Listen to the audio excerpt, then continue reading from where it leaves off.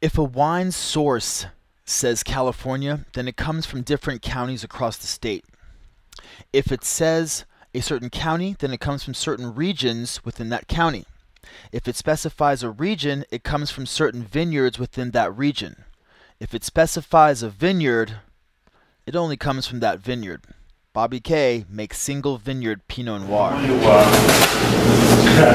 I went to the doctor today and he says, drop 6 bottles of wine off at the office for me because I'm going to take it to my golf buddies. I said, don't you want to try it first? He says, no, I like your card. Oh, I saw this thing outside Steiner's. Yeah. Well, I'm not trying to admit that I was outside Steiner's all that much, but yeah, this was out there. There's the subject. Rocky. Hey, Lola. Beautiful. Single vineyard. It's all in the terroir. It's the terroir. Now talk to me about that. And in fact, we should probably do this. I hate doing interviews where I'm behind the camera, but as long as we can get, let's get some footage. What got you into single vineyard? Why? And don't just say, because it doesn't look from the surroundings as if that's all you can afford. Why single vineyards? What was your biggest influencing factor behind that, Bobby? I wanted to make wine with what came with the property. And it wasn't necessarily that I was looking for Pinot, because I actually came from more of a Cabernet Zinfandel kind of a taste palette. I've been retraining myself for a couple of years now to understand Pinot, because it has a whole different makeup than Cabs and Zins. Talk about that a little bit. Pinots are generally more expensive. Larger grape. Harder to raise. Harder to make. Yeah, and those factors are why Pinot Noirs are more expensive, yeah? Well, the main issue was, when we bought the vineyard, that's what was here, and I wasn't going to go ahead and change it because I used to drinking Cab and Zin. The thought of tearing it out and replanting it with another varietal was ridiculous, so I just decided I'm going to learn to love Pinot. And basically that's what happened. Now I like Pinot. And I'm still learning. It's kind of a huge curve. Talk to me about the name, Rocky K Vineyard. Where'd that come from? Initial of our last name is Kiel, and it just made sense to use the K because I had this vision at the Tipsy Pig on a cocktail napkin that I wanted it to be like a brand, kind of country, kind of cowboy, kind of Sonoma, kind of farmy, like a branding iron kind of look.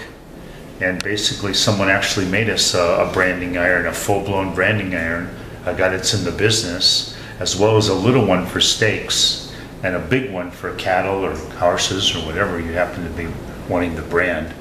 And it just looks perfect, man. It just looks perfect. It came out, Valley of the Moon, right? So there's a moon on the label, and there's stars, because there's a lot of stars, and there's always a lot of stars, and there's a lot of moon here. There's a lot of moon here, I can tell you that. So this place is definitely the Valley of the Moon, no doubt about it. So we have about rolling. 3/4 of an acre of planted Pinot. It's a Pommard clone. The wine is kind of in the French Burgundian style. The grapes were planted 15 years ago.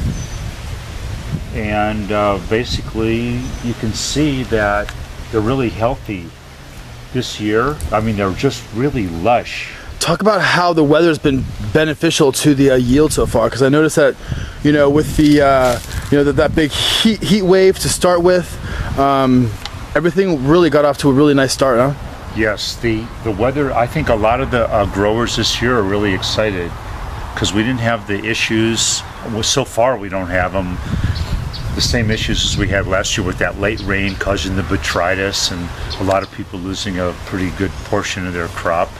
But this year, everything's real full and it's early. I think we're going to pick early. I think we're probably going to pick, instead of October, we'll probably harvest maybe mid-September. and you can tell by the size of the grapes right now. They're looking a little coffee beanish still berries. with their green color, but still very, very healthy. Fat clusters, dense clusters in all these vines, huh? Very dense. Rocking K Vineyard Delivery Mobile, 1950, built right here in Oakland. Sonoma-ish, kind of, you know?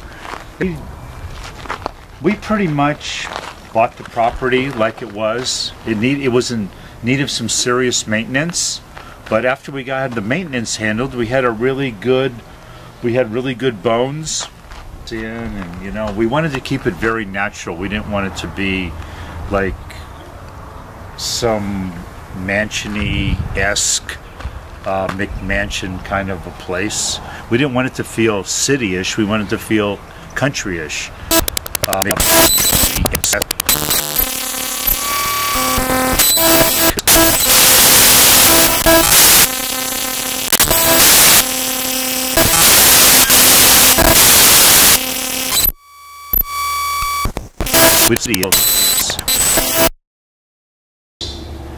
His daughter was in the back, wrote a book about his life. The military is pretty strong here in Sonoma. They're very active, and the vets and the veterans of foreign wars. Great cemetery, great memorial back there. It's beautiful. This, I don't know if you know it, but we have the only American Revolutionary War vet west of the Mississippi here. Oh, God. It's a little bit... What a lot of stuff though, man. That's great. I'm kind of collect junk. Well, you also clean it and apparently fix it too, so that's good. A little bit, not so much. I fix what I can. I'm a glue guy. I'm thinking I'd like to be a welder guy, but I'm only a glue guy. Hey, talk about that. You know, we're actually talking about Gordon a second ago, and Gordon was talking about how he wants to get some people, you know, doing like some more like welding and like woodwork painting. That's a really cool painting. It had to come out to the garage though, because my wife's really fussy about what I'm allowed to have in the house. But you want to have a nice day, do what they tell you. You want to have a bad day, deviate. we poured our Pinot in the hospitality tent at the historic races. That's my favorite event. People were really loving it. We had a lot of people that were hanging out at our table, wouldn't go away. Well, I bet they wouldn't. So I had my order forms out and they were signing up. I thought they'd be drinking margaritas, and they had beer, and they had all kinds of different wines. But it was mostly more well-known wines. I mean, we only make 135 cases, so our name's not really out there. There is no substitute. Florida, you gotta have the portion in Florida, man. That's gorgeous. Wow. Come in here, you'll see the difference in temperature.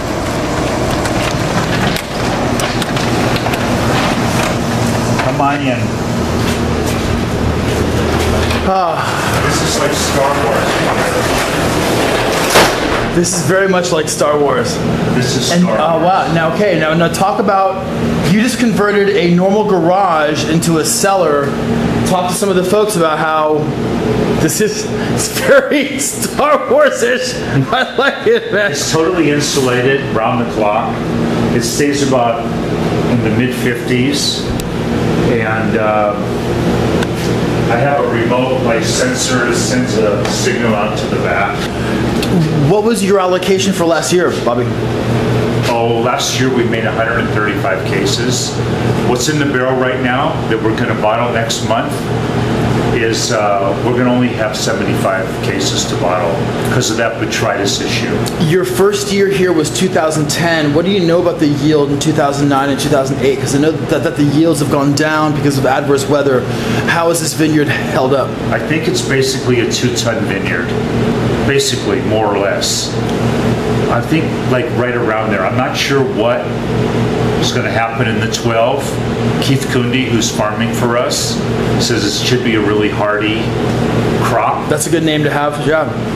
Keith Kunde, oh, they're a pleasure, those guys. Hell yeah. They're a pleasure. Great guys. Yeah, the dirt farmer.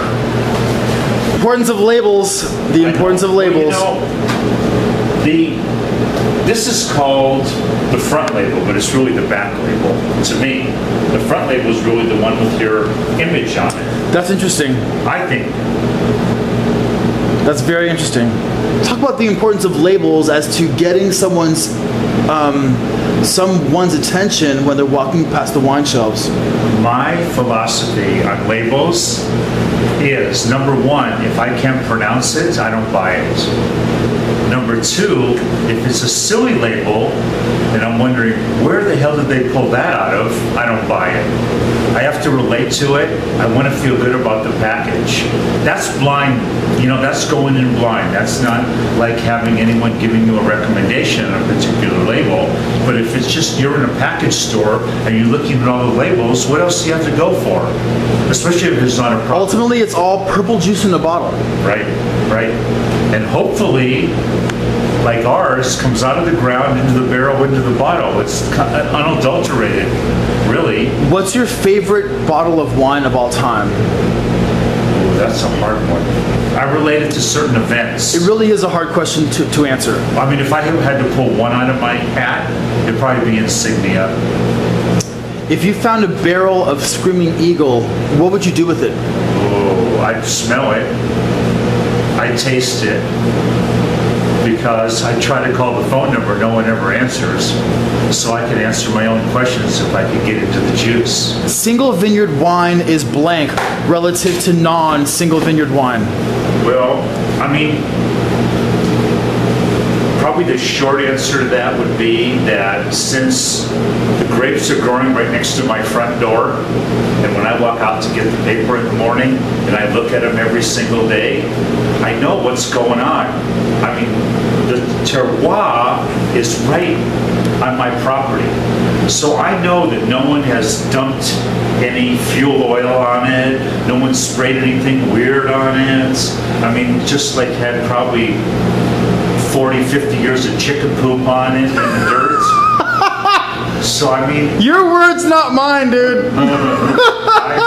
I'm thinking, hey, I keep saying the grapes are out of the dirt, into the stemmer, into the destemmer, into the barrel, into the bottle, and onto your dining room table, into your glass, hopefully. One final, in summation, summary about your philosophy on wine and why people should check it out. We can edit. Okay. We only have a certain amount of property where we're growing our grapes. And I don't want to cloud our grapes with anyone else's to increase our production until I know that the juice is over the top fantastic. That's why we do the single vineyard thing. And even though price per bottle is much higher when you do a low production because your costs exponentially are higher, I would love to be able to beef mine up with a killer grape that's equal to what we pull out of our dirts. The terroir is everything. So we probably have mentioned a lot about the terroir. My girlfriend had the same problem, don't worry. Since I never really was a French guy. Oh yeah, now I know you got to... No. Now I know. I'm not sure terroir and Spanish might be the same, I don't know. Right. But supposedly, with all my friends in the know, it's all in the dirt. And I'm not sure, if you could go on that 110%, but right now, the way we're looking, it seems pretty solid. It seems to be a solid philosophy, what's coming out of the ground, rather than, once you pull it, once you crush it, you don't know anything about the history. It's like having a genealogy of your family. So, hey, what are we going to do?